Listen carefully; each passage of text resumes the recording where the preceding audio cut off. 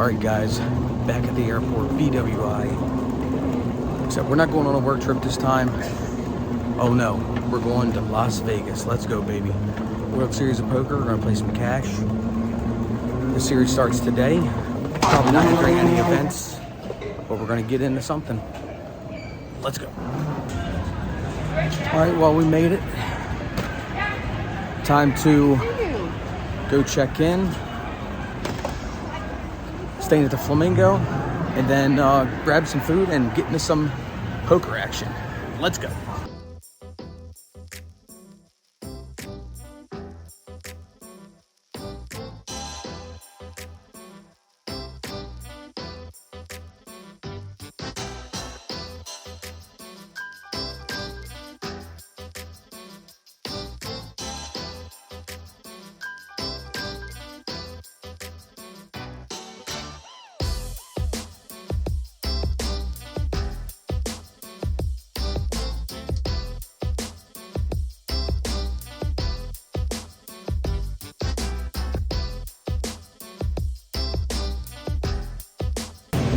What's up, guys?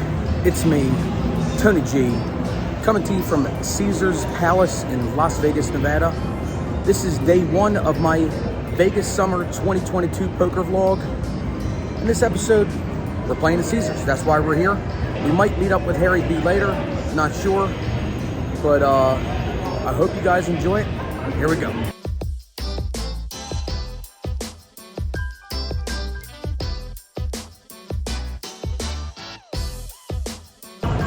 Alright guys, do me a favor. If this is your first time to the channel, welcome.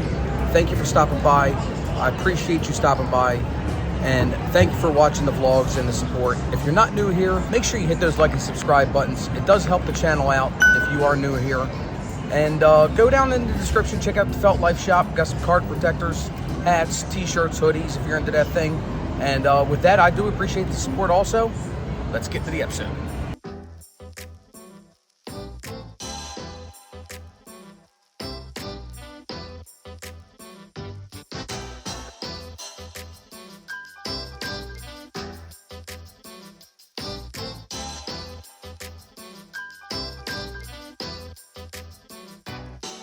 Okay, here we are back in Vegas with King 10 in middle position. Gets to me, and I call the $3.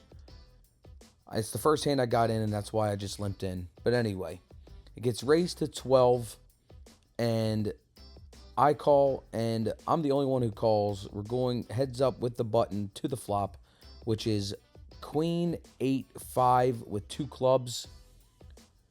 I check with just King High right now, and the button thinks about it and throws out a bet of $16. I had seen him bluff a little bit when it's checked to him, so I thought about it, but ultimately decided to call the $16. And the turn helps us out a lot. It's the King of Spades. We have top pair now, but there are some draws going. I check it, and he throws out a bet of $24. Now, I think about this again. Is he trying to trap me, or is he bluffing still? And pick up the chips, shuffle a little bit, and go, okay, in my mind, I'm calling this. I call, and now the river is the 9 of hearts. Really brings on a lot more straight draws. So, again, I decide to check my option, and he checks, and I show him what I got, and he mucks. We'll take down that pot, first one of the night, and hopefully it's one of many pots to go.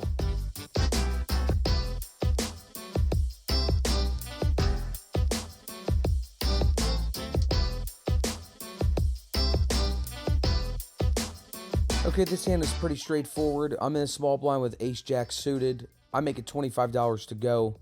Only the middle position calls, and we are heads up to the flop. And the flop is pretty much in our favor. It's 5-jack-9 with 2 diamonds and a spade. I decide to throw out a bet of $35, and he pretty quickly folds, mucks his cards, and says, I was trying to bluff you. I had 6 deuce off. I'm not sure why he was trying to do that, but we'll take it and go on to the next hand.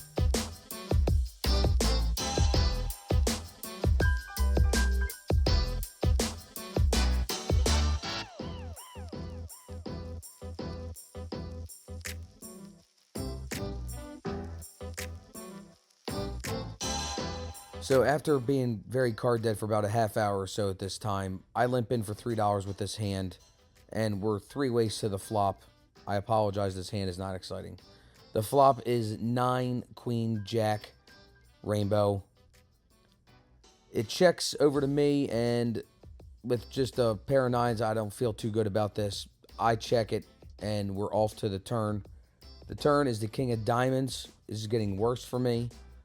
Probably should not have played this hand, but again, I was card dead. Checks it over to me, and I check again. The river, the 8 of diamonds. Wow, can it get any worse? I don't even want to show my hand, but if this checks around, I'm going to have to, and it does. It checks around, and yeah, my ace-9 is no good, and we'll go on to the next hand after a quick break.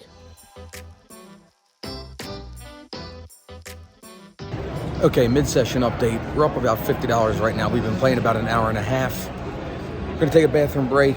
We've been card dead the last 45 minutes or so. Bathroom break and then back into it. Let's go.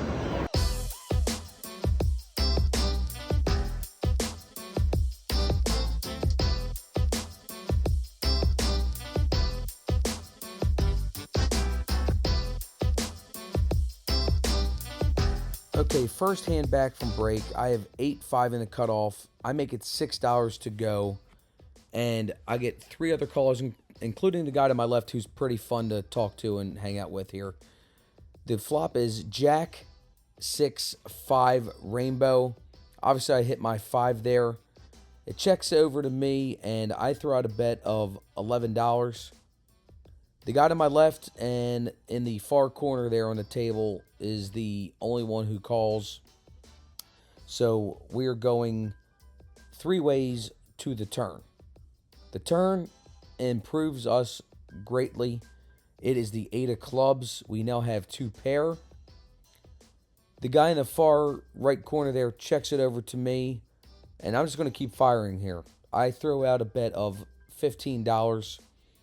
And our friend to the left, after we had just been joking about lying about which hands we've had and not had, he says, "Are you trying to take advantage of this conversation?" Says, "I don't care. I'm calling anyway because I don't believe you."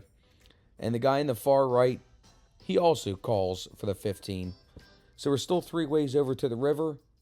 And boy, is this a great river. It's the 8 of spades filling us up. We have a full house, aces and 8s and 5s. I throw out a bet of $20, and the guy to my left goes, "What? What? There's no way." He looks at his cards. He's got an ace, as you saw there. He decides to fold, and so does the guy in the far right corner. And because we'd been friendly the last couple of hands, I said, "If you fold, I'll go ahead and show." And both of them fold, and I show the bad news, and we'll take that in the pot.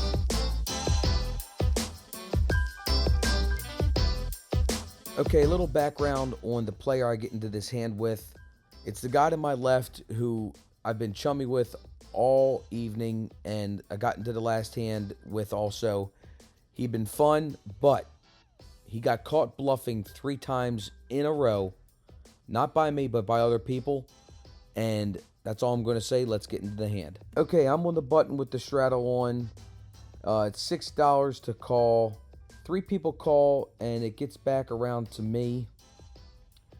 After I look at my hand, I decide, let's bump this up a little bit. We're going $21 to go. I apologize for the choppy footage. I'm not sure what happened a little while there. But 2 call, and we're going to the flop, which is 2-6 queen with 2 spades. The small blind bets $100. Again, this is the guy that got caught bluffing 3 times in a row, but not by me. It gets over to the guy. He folds. I tank for a good 30 or 45 seconds and decide to shove it all in. I'm thinking he's bluffing. He goes, man, I ain't got much more than you. I call. He shows 3-7 of spades, turns a jack, river's a 10. He doesn't get a spade, doesn't get there. And he goes, man, you were calling me with a pair of sixes. I said, man, you got bluffed. You got caught bluffing 3 different times. Of course I'm calling with a pair of sixes. And we started laughing about it, and it was all good. And we'll take down a decent pot. Final call from Michael N. That was kind of fixy on it. Okay, well, I forgot to film the out there, but we were in for 200, out for 275. So I think it's time to either go to bed or we're going to play this midnight tournament MGM. I don't know, but you might say it, might not. See ya. Okay, quick update on why I only wound up with a $75 profit. The last hand, which I did not film, my phone was dying and I just decided not to film it. I had 9-7 off in the big blind. It was a $6 raise, so I just defended the blind for another $3. And the flop comes 8-10 queen. So obviously I have a draw there, and it checks to the turn. The turn, I hit a 7. So I have a pair now, and the dude to my left, which was I think in the under the gun +1, bets 30. And this game was kind of wide open. It wasn't too crazy, so I called a 30. And on the river, another 7 hits. Long story short, he goes all in for less than what I had, and I called with my trip 7s, and he wound up having a full house. And yeah, so after that, I played like 2 or 3 more hands, and I just called it a night so I could walk out with a profit. Well, I hope you guys enjoyed that. If you did, make sure you hit those like and subscribe buttons. Leave me a comment down below. Tell me what you liked and what you didn't like. I'll see you in the next episode. And don't forget, it doesn't matter how you're living your life, as long as you're living the felt life.